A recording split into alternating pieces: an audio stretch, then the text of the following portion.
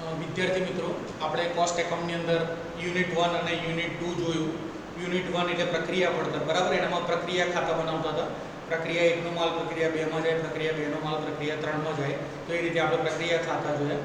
ત્યારબાદ યુનિટ 2 ની અંદર આપણે પૂર્ણ એકમોની ગણતરી જોઈ અને તેની સાથે નફાની ગણતરી પણ જોઈ કે નફો દરેક પ્રક્રિયામાં નફો ચડે, આંતર પ્રક્રિયા નફો જેને કહેવાય એ પણ જોયું, જે ચેપ્ટર 2 માં આવતું હતું. અને ચેપ્ટર 3 માં પૂર્ણ એકમોની ગણતરી આવતી હતી. આ બંને ચેપ્ટરો યુનિટ 2 ની અંદર આવતા હતા. એ પણ પ્રક્રિયા પડતરને લગતા જ છે. એની પણ ગણતરી આપણે અત્યાર સુધીમાં જોઈ. હવે આપણે યુનિટ 3 તરફ જઈ રહ્યા છીએ. યુનિટ 3 ની અંદર બે ચેપ્ટર આવે છે, બે મુદ્દા આવે છે. પહેલું આવે છે સીમાંત પડતર પદ્ધતિ, બરાબર છે. સીમાંત પડતર પદ્ધતિ વિશે આપણે ડિટેલમાં પછી જોઈશું કે જેની અંદર બધા સૂત્રો આવે છે અને એની અંદર દાખલાની ગણતરી આવે છે, બરાબર. તમે એસવાય ની અંદર જોયું હશે કે જ્યારે માલ સામાનની વર્ધી સપાટીને બધાના સૂત્રો આવતા હતા. એલસી યોજનાના, રોહિણી યોજનાના મજૂરીમાં સૂત્રો આવતા હતા અને સૂત્રોના આધારે દાખલા ગણાતા હતા. એ જ રીતે આ સીમાંત પડતર પદ્ધતિમાં પણ બધા સૂત્રો આવે છે અને સૂત્રોના આધારે દાખલા ગણાય છે. એ સૂત્રો આપણે પછી જોઈશું ને એ મુદ્દો આ ચેપ્ટર 4 આવશે એ આપણે પછી જોઈશું.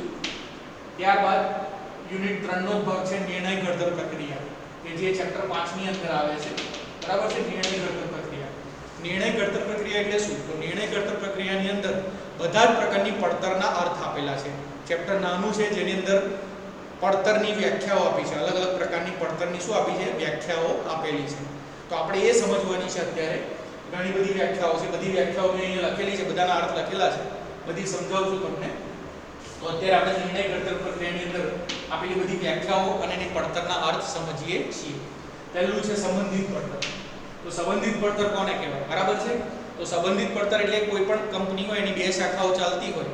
તો એક શાખા ચાલે છે જે મેઇન શાખા છે અને બીજી શાખાની મેઇન કંપની છે, અને બીજી શાખા કદાચ બંધ કરવામાં આવે તો એને બંધ કરવાથી જે પણ ખર્ચાઓની અસર પહેલી શાખા પર પડશે એને શું કહેવાશે? સંબંધિત પડતર કહેવાશે. દાખલા તરીકે એક શાખા બંધ કરી દીધી તો ભવિષ્યમાં એની મજૂરી ચૂકવવાની છે નહીં, ભવિષ્યમાં એના મટીરીયલનો ખર્ચો ચૂકવવાનો છે નહીં, ભવિષ્યમાં એનું લાઇટ બિલ ચૂકવવાનું છે નહીં, તો એને સંબંધિત પડતર કહેવાય.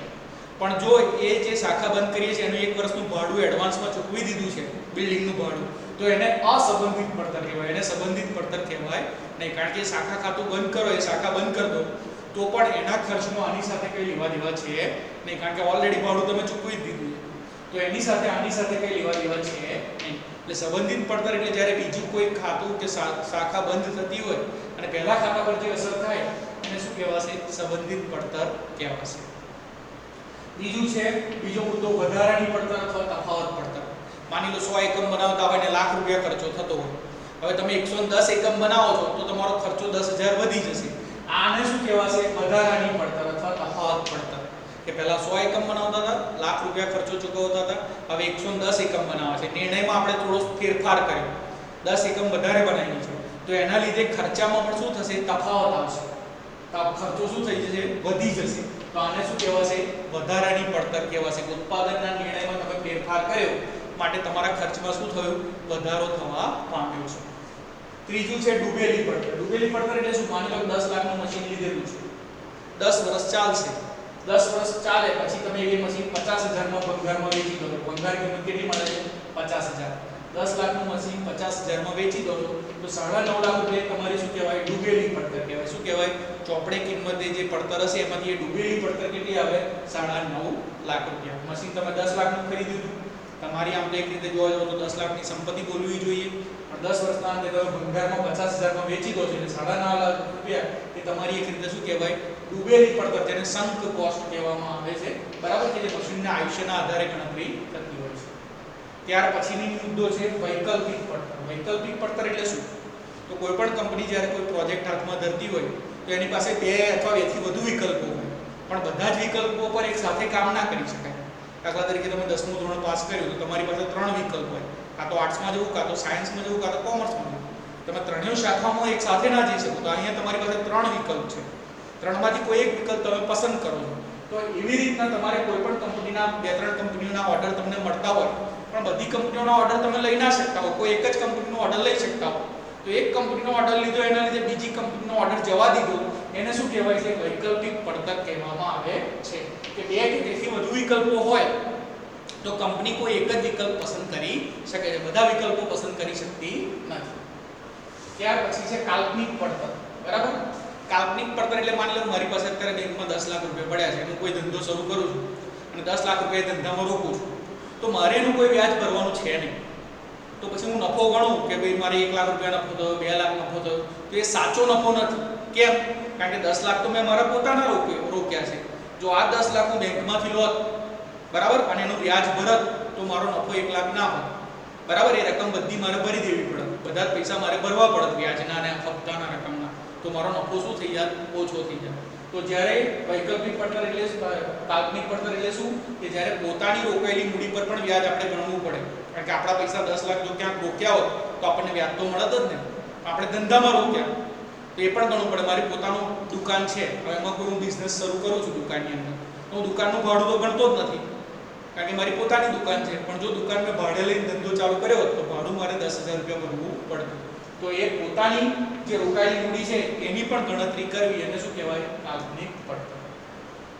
ત્યાર પછી છે નિવાર્ય અને અનિવાર્ય પડતર. ઘણી પડતરો એવી હોય કે જે તમે નિવારી શકો, બરાબર છે, અને ઘણી પડતરો એવી હોય કે જે અનિવાર્ય હોય, તમે નિવારી શકો નહીં.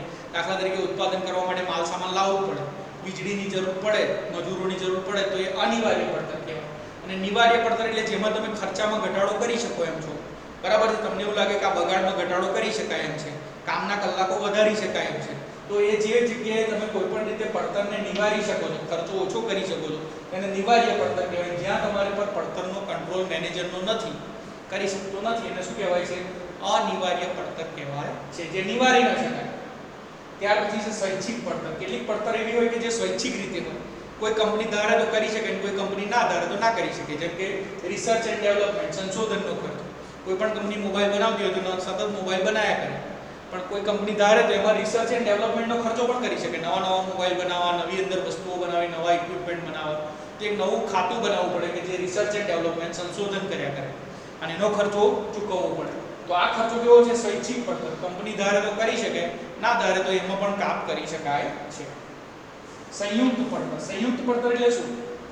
બે પેદાશ, બરાબર છે. સંયુક્ત પડતર એટલે આપણે પ્રક્રિયા પડતરમાં સમજી ગયા કે કોઈ એક વસ્તુનું ઉત્પાદન કરતા બે વસ્તુનું પેદાશ થતી હોય તો એને સંયુક્ત પડતર કહેવાય. જેમ કે આપણે માખણ બનાવવું છે દૂધમાંથી, તો દૂધમાંથી માખણ બનાવવાની પ્રક્રિયા કરીએ છીએ, પણ એમાંથી છાશ આપણને મળવાની જ છે, અથવા દૂધમાંથી બટર અને ચીઝ બંને બનાવવું છે, બરાબર છે. તો બે પ્રક્રિયા સાથે થઈ રહી છે, પણ એનો ખર્ચો મોટે ભાગે કેવી રીતે આવતો હોય? એક જ આવતો હોય, બરાબર. બટર અને ચીઝ બનાવવાનું, બંને દૂધ લાવવાનું છે, દૂધમાંથી જ બનાવવાનું છે, એટલે મોટા ભાગનો ખર્ચો શું રહેતો હોય? એક સમાન રહેતો હોય, તો એને શું કહેવાય? સંયુક્ત પડતર કહેવામાં આવે છે, બરાબર છે. ત્યાર પછી છે આપણી પાસે અંકુશ પાત્ર પડતર.